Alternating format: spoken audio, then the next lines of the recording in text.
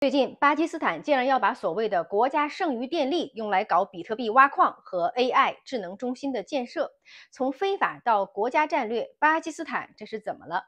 难道他是想通过加密货币实现弯道超车吗？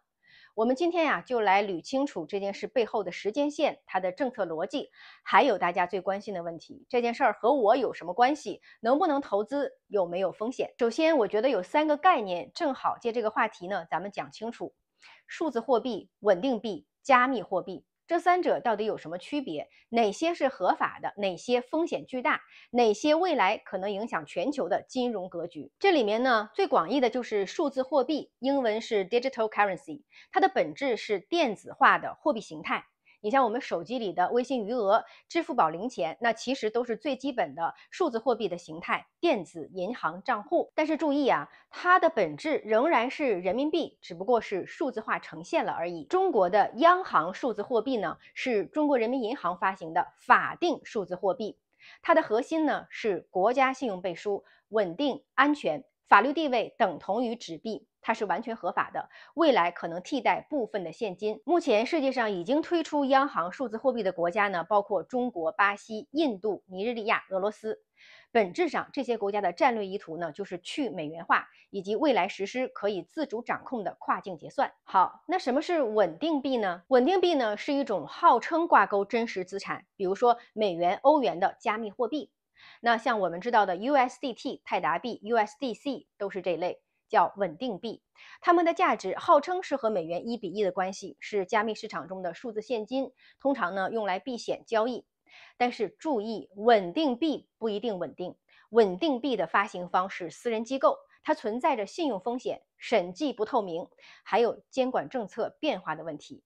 在中国呢，稳定币也不被认为是合法的货币工具。在全球范围内，有些国家呢没有推出官方的央行数字货币，但是在政策层面默许或者扶持私人加密金融体系的发展。那这些国家包括阿联酋，特别是迪拜，还有新加坡、瑞士。接下来呢是加密货币，加密货币的英文呢是 cryptocurrency，其中最著名的就是比特币。当然，大家还可能听说过以太币、狗狗币等等。它的核心技术是区块链，特点呢是去中心化、匿名、不可篡改。听起来很酷，但是它的问题很现实，就是加密货币实际上没有任何锚定物，它的价格剧烈波动，很容易被用于非法活动。目前呢，中国大陆对加密货币的立场是明确禁止交易和挖矿的行为，属于非法的金融活动。那么有些国家在资源配置、技术部署、法案调整上，现在有明显的悄悄靠拢加密金融体系的倾向。这些国家包括哈萨克斯坦他们利用自己电费便宜、地广人稀的优势，试图吸引比特币矿场，而且最近呢也在测试基于区块链的政府支付系统。还有伊朗，尽管被国际制裁了，但是伊朗呢在用比特币加稳定币完成一部分国际结算。还有萨尔瓦多，它是全世界第一个把比特币纳入法币地位的国家，试图推动比特币城市建设，号称要用他们的火山地热搞清洁挖矿。还有就是接下来我们要探讨的巴基斯坦了。之前呀，巴基斯坦一直是把比特币等加密货币明令视为禁止非法的，但是最近风向突变，竟然上升到国家层面了，这是怎么回事？我们先来捋一捋这个事儿的来龙去脉啊。今年3月，巴基斯坦正式成立了一个新的机构，叫做加密货币委员会，英文 Pakistan Crypto Committee， 简称 PCC。巴基斯坦财政部部长亲自担任这个 PCC 的主席。加密货币交易所币安的创始人赵长鹏被邀请担任这个 PCC 的战略顾问，这是政策开始转向的标志。之前呢，巴基斯坦是明令禁止加密货币的，因为担心洗钱，担心资金外逃。但是从今年开始，他们突然开启了一个叫做国家级数字金融转型的计划。到了今年5月，巴基斯坦财政部又成立了一个新的机构，叫做巴基斯坦数字资产管理局，英文是 Pakistan Digital Assets Authority， 简称 PDAA。这个 PDAA 呢，负责数字资产领域的监管和合规。刚才提到的那个 PCC， 它负责加密货币的政策制定。等于说，巴基斯坦现在从国家层面已经在给加密货币这件事儿政策背书了。那这件事情的逻辑也是清晰的，以前他们封锁是怕乱，现在要开放是想要吸金。在巴基斯坦一系列的数字化政策配套里面，有一个关键的操作，就是巴基斯坦要号称用自己过剩的电力资源2000兆瓦来搞 AI 中心和比特币挖矿。大家可能对2000兆瓦这个数字没有概念，这些电力够干嘛的呢？1兆瓦等于1000千瓦，2000兆瓦呢就等于200万千瓦。目前呢，全球比特币挖矿的耗电量大概是17到20个大型核电站满负荷运行的功率。那平均一个大型核电站的功率大概是1000兆瓦，所以呢，2000兆瓦相当于2个大型核电站的发电功率，那等于全网大概10%的比特币挖矿份额，可以说非常可观。这里呢有一个背景，巴基斯坦虽然经济能力不强，但是他们过去几年搞了很多燃煤发电项目，比如说萨希瓦尔、中国枢纽、卡西姆港，这些电站的利用率呢其实只有15%左右。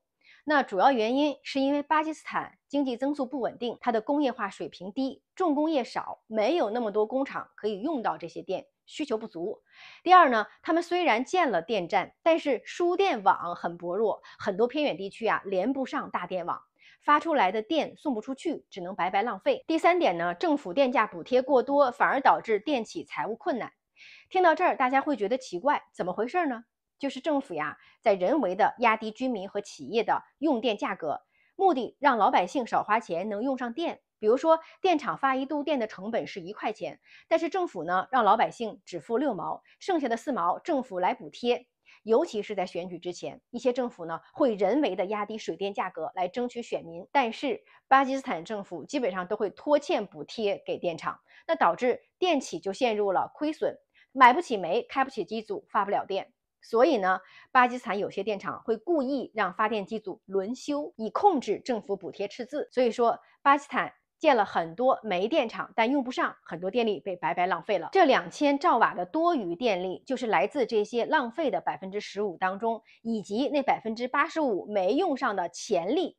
政府呢，现在想用它来发展高耗能产业，比如说比特币挖矿AI 数据中心同时还能够吸引外资，拉动财政收入。这是第一点巴基斯坦觉得自己有充足的电力。第二点，巴基斯坦要搞比特币挖矿和它的人口结构也有很大的关系。巴基斯坦人口超过2.4亿，60%以上是30岁以下的年轻人，是典型的年轻国家。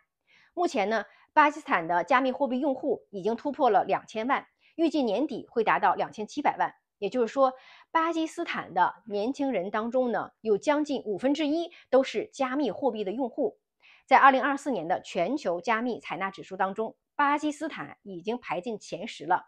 它是全球最 Web3 原住民的市场之一。我们想象一下一个有着2700万人用加密钱包刷币转账的国家，还配套了国家级的 AI 和比特币挖矿产业政策支持，它想吸引谁？当然是加密矿场、AI 公司、跨境汇款平台，还有全球投资者的钱。讲到这里呢，有些朋友可能会问了，这和我有什么关系是可以投资，还是要小心跑路呢？我总结几点判断从国家战略来说，像巴基斯坦这样的国家，确实在努力卡位 Web3 和 AI 产业。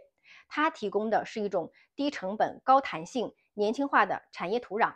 那技术型、平台型的玩家可以在那儿搞试点业务，但它依然是高政治风险的国家，外汇流通、政局稳定性都存在着挑战。巴基斯坦目前人均 GDP 只有1700美元左右，大致相当于中国2003年前后的水平。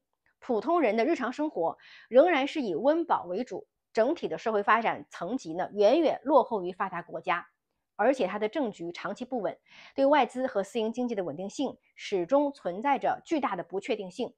另外呢，像它和印度阿富汗等邻国地缘关系也非常的复杂，时常陷入边境冲突。所以我们说，虽然巴基斯坦有战略眼光，我们可以关注它的政策信号，但是作为普通投资者，我建议大家谨慎对待。不建议你轻易的去碰矿机矿产、巴基斯坦相关的概念币或者是区块链的公司，因为可能一夜之间让你的投资血本无归。总结一句话，这件事儿值得关注，但不值得上头。